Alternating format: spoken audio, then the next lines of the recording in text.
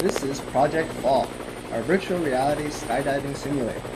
This is our player Alvin, and we're going to go through all the features of the game. When the game first starts, the player is put in the main menu screen, where the player is sitting inside a helicopter. The game displays instructions for new players across the bottom. The player can change the conditions outside using the button in front of them to determine what scene or environment the player will enter into. There are only two scenes. One is foggy and one is clear. The player begins play by selecting a mode to play, either immersive mode or challenge mode. Immersive mode is a simulator that emphasizes only the experience of skydiving. Challenge mode takes the elements in immersive mode and adds game elements in order to make the experience more fun and exciting. We'll begin by showing the features of the immersive mode.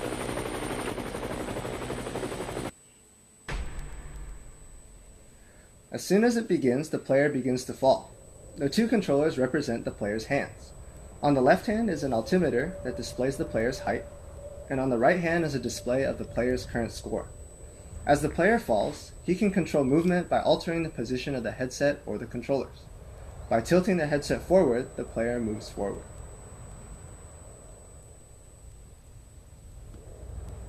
By lifting up their head and tilting the headset backwards, the player begins to move backwards. In this case, it takes a little bit of time to overcome the forward force and begin to move backwards. In order to move left and right, the player changes the positions of the hand controllers. The player will move in the direction of the hand that is lower than the other. For example, here the player is moving right.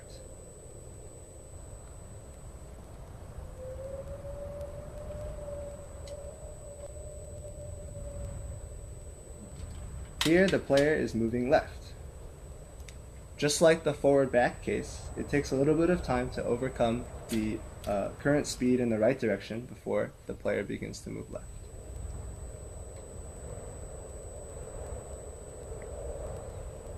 At any time, the player can choose to deploy the parachute by pressing either trigger button on the controller.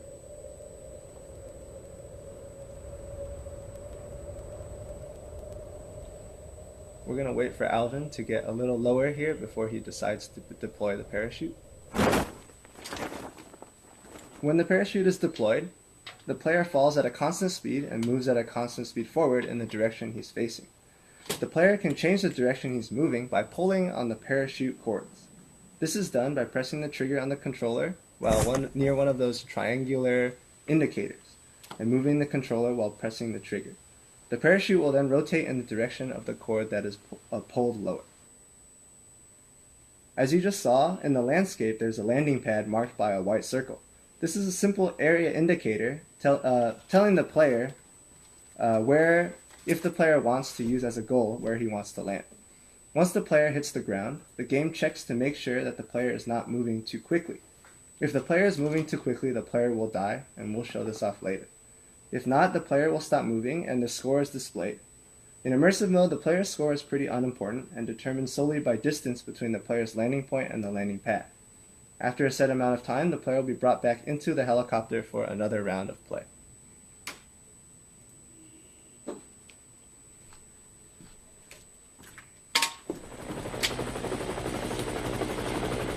Now we're going to show off the features of the challenge mode. Now we're going to show off the features of the challenge mode. And we're also going to change the scene to fun. In the challenge mode, all the features of immersive mode also apply, with some added bonuses. Firstly, there are flying collectibles that are available for the player to collect. These are shown as the crates on parachutes. Upon colliding with a collectible, it disappears and the player is granted 1,000 points. This incentivizes the player to try and run into one of them. Ones that are close to the player are highlighted in orange. So as you see right there, Alvin just managed to successfully collect a collectible, and his points should be at his points should have gone up by 1,000. And boom, he gets another one. So the things that Alvin are trying to avoid right now are projectiles that are being fired by turrets.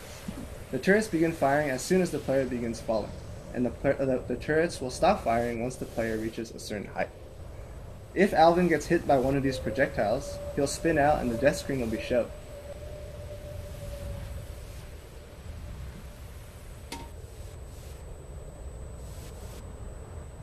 The turrets fire projectiles in groups of 2, and they fire at random intervals as well.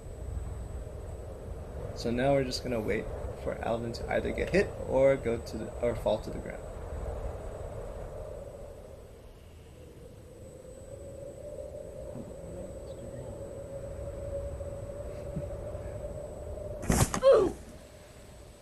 Once the player lands, the score is displayed, and in this case, Alvin purposely didn't deploy his parachute in order to show the death screen. Even if you die, you're still given a score, and in challenge mode, the score is calculated given by the number of collectibles achieved, the proximity to the landing pad, and the speed of the fall. The faster you get to the ground, the better your score. The goal of the challenge mode is to maximize your score. After landing, the player will be brought back into the main menu after some time. And that's all the features of our